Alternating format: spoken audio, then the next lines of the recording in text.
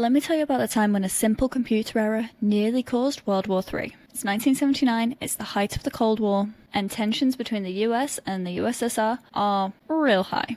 Everyone's on edge, and everyone's worried about the potential of nuclear war.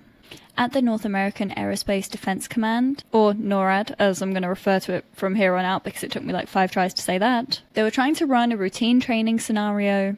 So it was meant to simulate a Soviet missile strike, and it was just meant to be for practice. It was meant to run through their simulation program, but something goes wrong, someone makes a mistake, and instead of sending the fake simulation through the simulation system, they send it through the live system.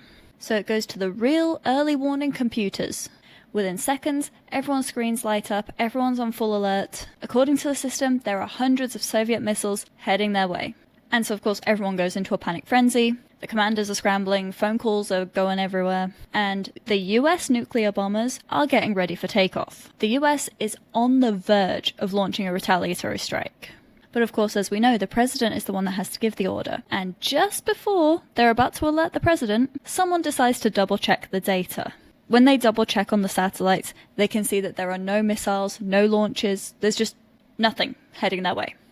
And so they dig a little deeper, and then they find out what actually happened. It was all just a mistake. Someone ran the wrong program through the wrong thing. It's just one wrong input, one wrong bit of data in the wrong place, and it nearly led to a nuclear war. And do you want to know the worst part? Is this is not the only time that this would happen. It would happen quite a few more times, not just in the US, but in other places. Literally months after this incident, there was a computer glitch which showed that there was 200 plus Soviet missiles heading for the US again. The US nuclear forces were put on high alert again. Luckily, they learned from before and they immediately went to check the satellite data and found that there was no launches. The culprit this time was a faulty computer chip. So yeah, I found that really interesting just to see how close and how easily we nearly came to nuclear war.